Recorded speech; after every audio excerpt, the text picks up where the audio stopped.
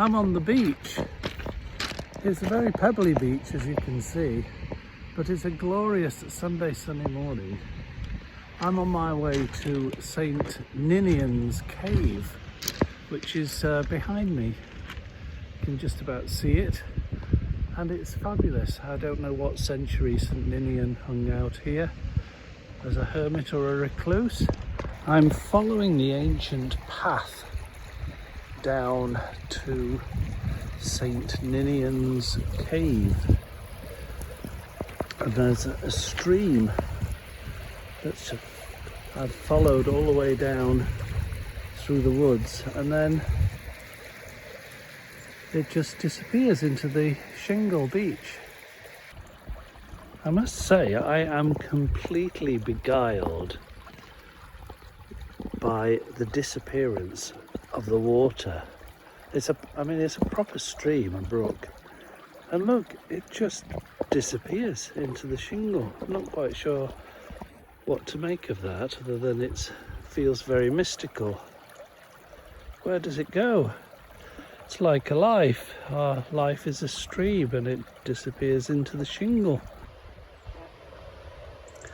That landscape in the distance, I am reliably told by my new southerner friends, is the Isle of Man, incredibly.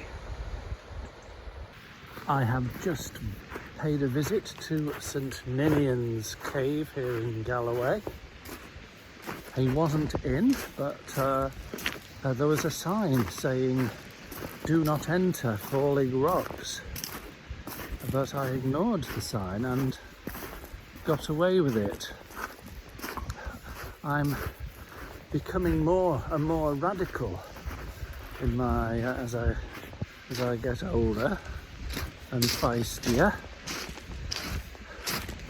I've had a nice chat with two visitors from Surrey, just sat here on the rock. They spotted 6 or 7 dolphins in the bay here this morning, in between ciggy breaks, and they pointed out to me that you won't be able to see it in the distance, but on the horizon, believe it or not, is the Isle of Man, which I have actually been to the Isle of Man some years ago. I have actually ridden the Isle of Man TT course on a motorbike.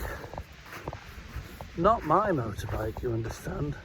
I was pillion to a woman in leathers on her motorbike, and we got the ferry across from Liverpool for a long weekend, and we did the circuit, not at a great speed, you understand, and not during a race. But we had no numbers on our back.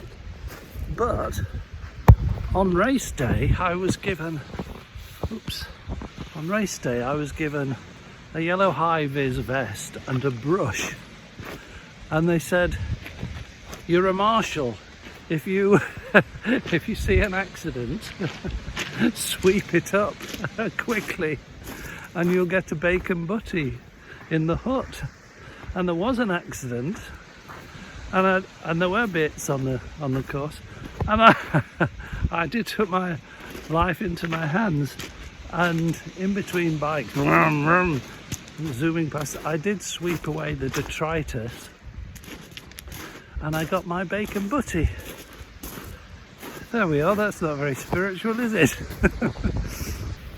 I did sit in the cleft of the rock of St. Ninian's cave for just a short while, and sort of thought about him and what it must be like, and how in one way it's hugely attractive, a very simple life. I imagined visitors from the nearby convent, perhaps every other day or once a week if they could be bothered, brought him a basket of bread and cheese and perhaps fruit and water. I don't know how long he spent on holiday in the cave, but then I I looked at my phone and there's no signal. So that's a non-starter really, isn't it?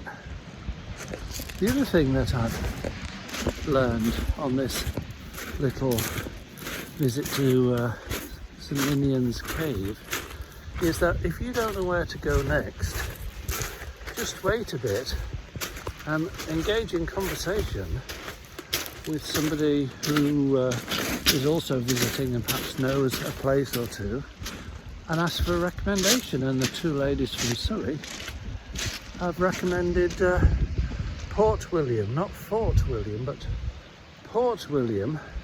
So I'm off there now, hopefully to find an open pub for Sunday lunch later.